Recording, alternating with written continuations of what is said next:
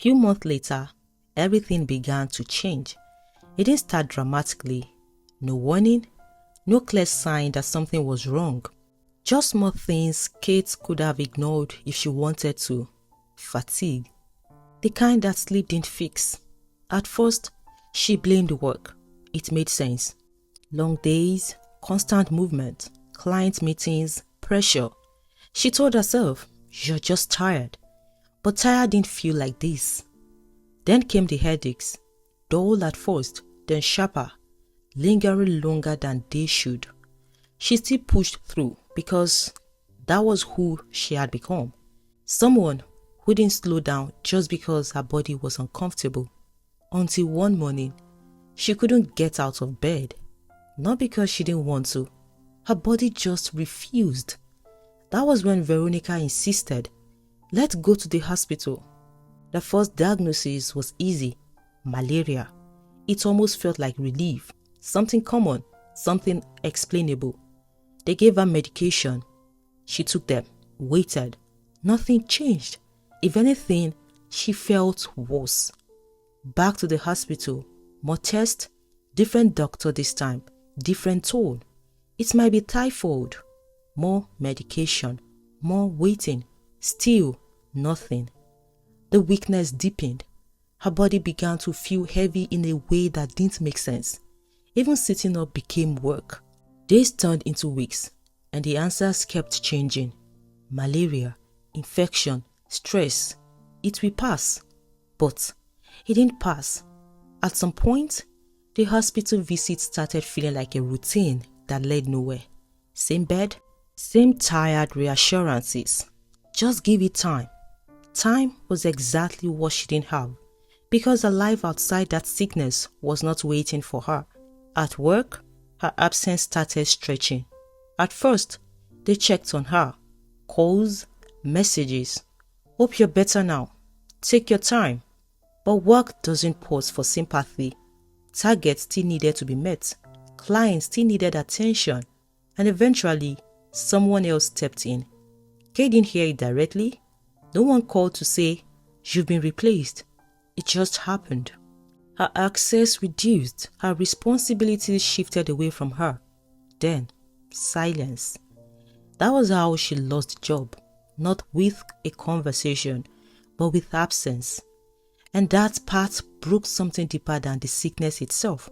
Because for the first time since she rebuilt her life, everything started slipping at once. Her strength, her routine, her income, her identity. She was no longer the one people pointed at as an example, no longer the one breaking records, no longer the one being celebrated. She was just home and sick. Days blended into each other. Morning, afternoon, night, all the same. Pain became normal. Weakness became constant. Sometimes she would sit up and just stare at nothing. Not thinking, not even angry, just drained. Veronica watched it all and she refused to stay still. If hospital is not giving answers, then we try something else. That was how the movement started. From one place to another. Prophets, prayer houses, different churches, different men of God. Each place came with its own certainty, its own explanation. This is not ordinary sickness. There is a spiritual attack. Someone is behind this. They spoke with confidence, too much confidence. They prayed, loud, aggressive. Some laid hands, some gave instructions, and almost all of them asked for something. Seeds, offerings, prophetic directions. Kate paid without hesitation, not because she believed everything, but because she was tired. And when you're tired enough, you don't argue much. But nothing changed. Week after week, prayer after prayer, money after money. Nothing changed. Her body grew thinner, her strength weaker, until one day she stopped. "I'm not going again." Her voice was calm. Veronica looked at her. "Kate, I said I'm not going." There was no anger in it, just finality. "I am tired." And that word carried everything. Not just physical exhaustion, but disappointment, frustration, betrayal. All of them. They talk, they promise, they collect money. Nothing is changing. Veronica tried to speak, tried to convince her, but Kate shook her head slowly. I can't keep doing this. And for the first time, Veronica didn't push further. So Kate stayed home. No more movements, no more prayer houses, no more voices telling her what was wrong with her. Just silence and pain. Days passed like that, heavy, endless. There were moments she questioned everything again. Not angrily like before, but quietly. So, this is how it ends. One evening, the pain hit differently. Not just physical, emotional. It built up slowly. Then all at once, she sat on the edge of her bed, breathing unevenly, tears already gathering before she even understood why. I am tired. She whispered it to no one, to herself, to God maybe. Her body felt like a burden. Her life felt paused. Everything she had built, gone. She reached for her phone just to distract herself, scrolling without focus. One video, another, nothing staying. Then she stopped. A preacher, short clip, nothing fancy. Just a voice that sounded firm. You cannot afford to accept everything that happens to you. She almost scrolled past. Then, if your body says you are weak, you don't just agree, you question it. Something about the tone held her. You don't accept defeat quietly, not when you know what has been promised to you. Her fingers froze. God did not promise you life so that sickness will write the final chapter. The words weren't soft. They didn't comfort. They challenged. And something in her reacted. Not peace, not relief. Anger. Deep, sharp, sudden. She sat up slowly, heart beating harder. No. The word came out before she thought about it. No.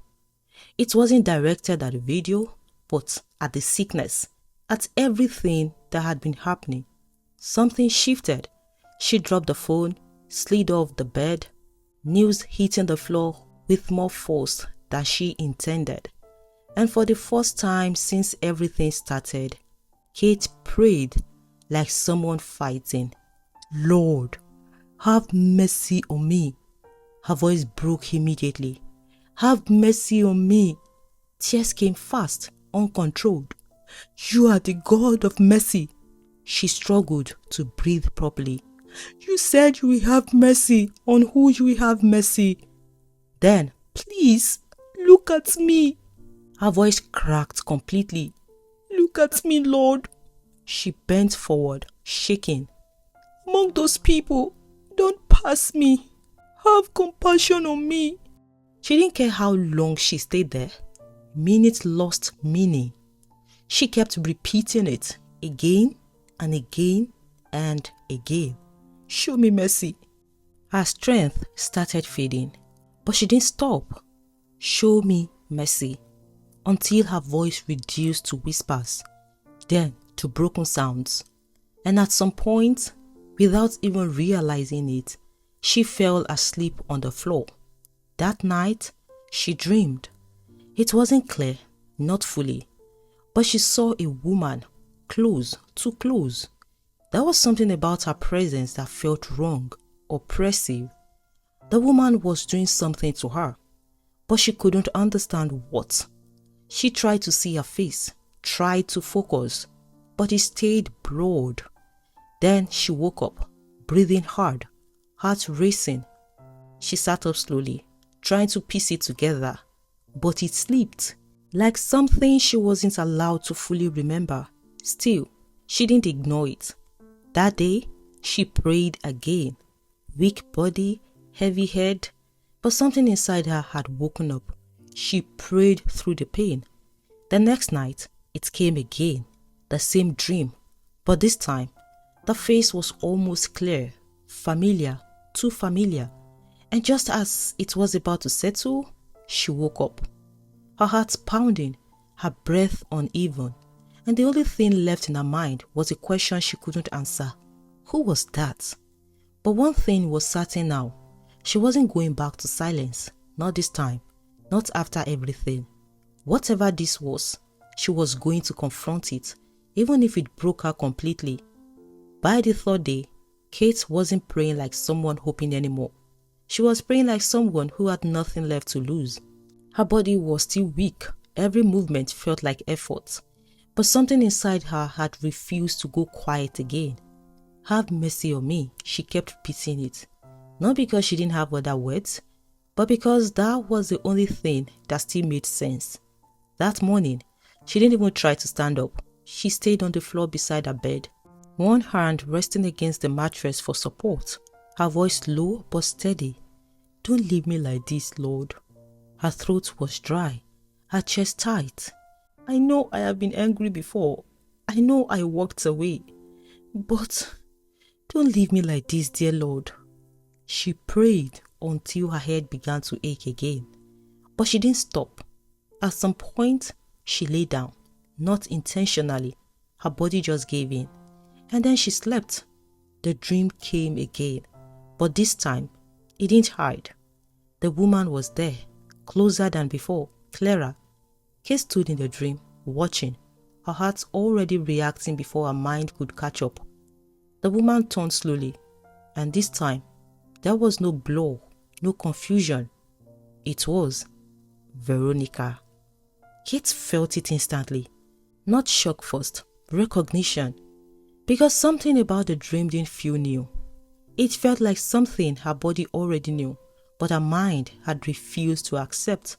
In the dream, Veronica wasn't praying, wasn't gentle, wasn't soft.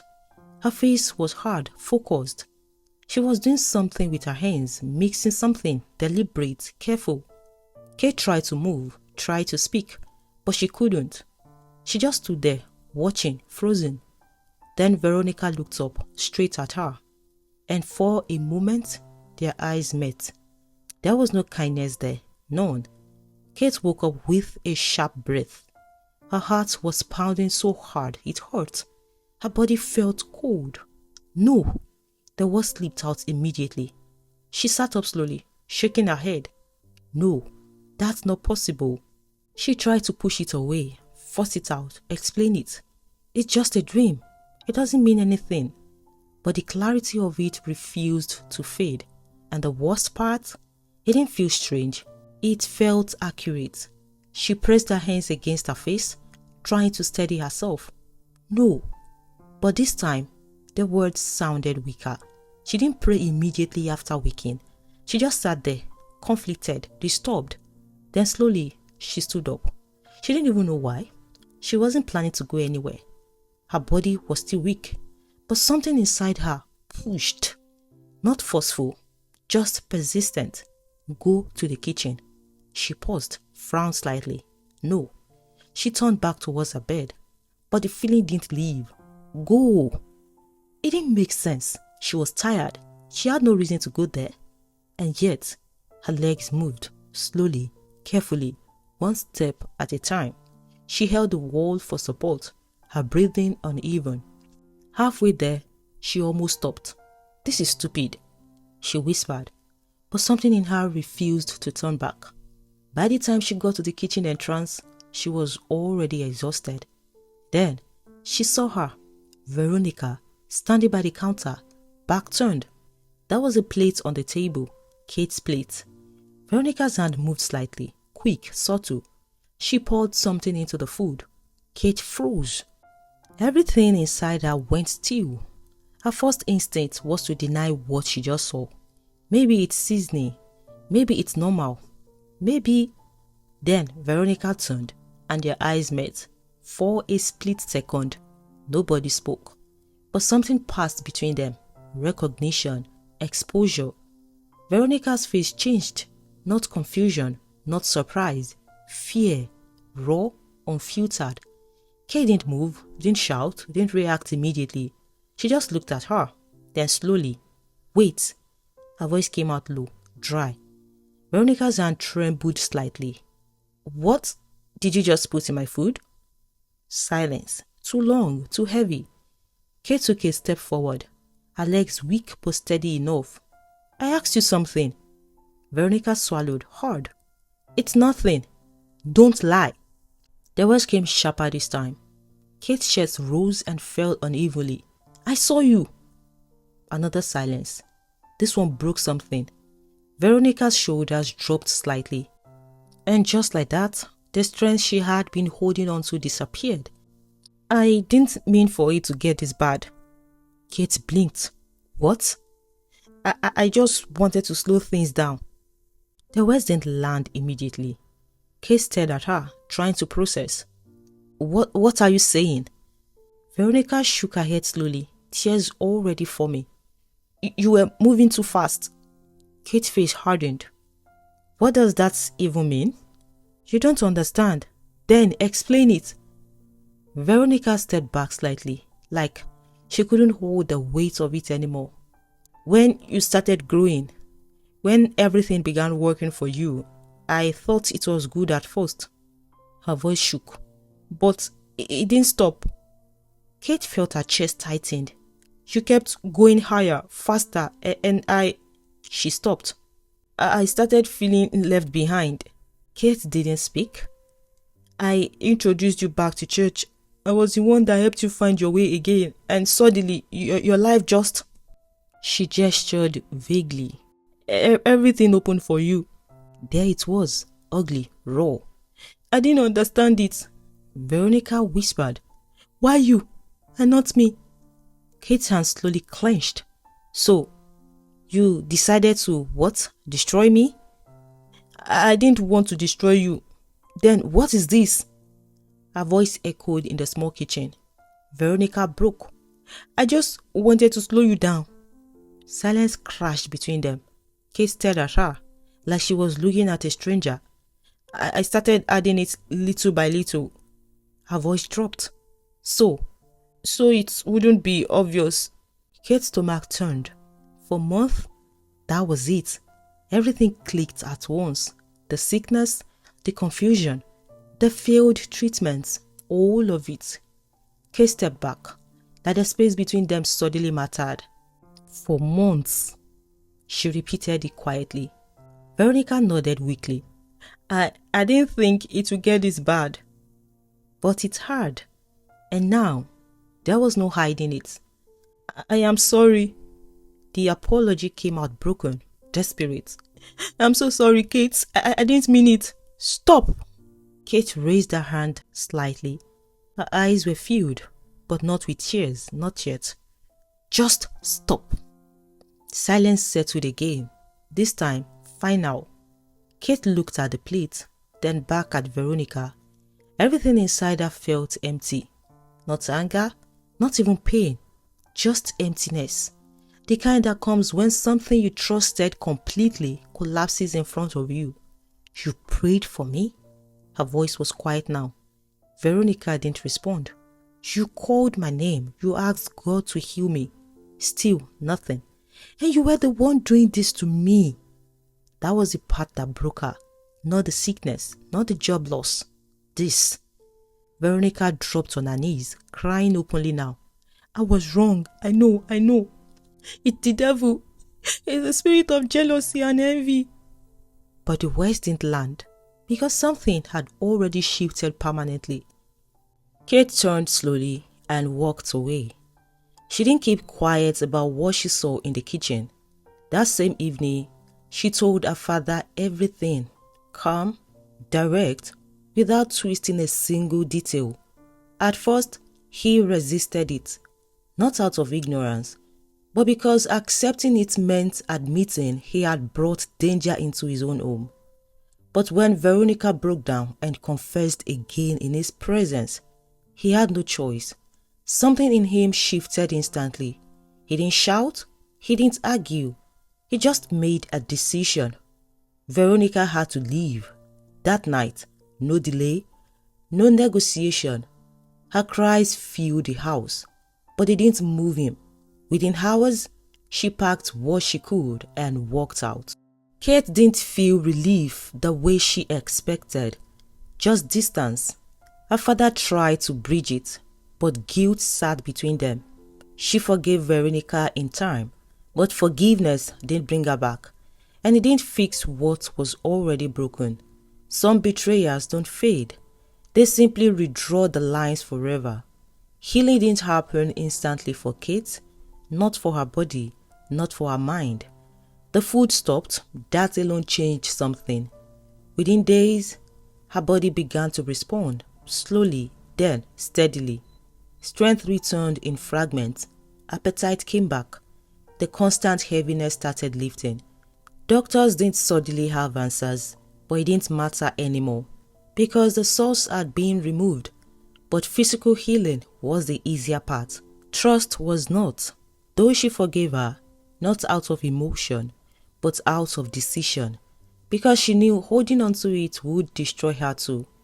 Kate became more guarded because now she understood something she hadn't before. The deepest damage doesn't come from strangers. It comes from people who stand close enough to touch your life. Her faith changed too. She no longer followed blindly, no longer assumed every good face meant a good heart. She prayed differently, more aware, more grounded. And this time, her faith wasn't built on results, not on jobs, not on success, but on something she had tested in the worst way. God didn't fail her. People did, and she would never confuse the two again. I hope you enjoyed this story. Please like, share with your friends and your loved ones. And if you love stories like this, subscribe so you don't miss our next upload. I'll see you in the next one. Goodbye.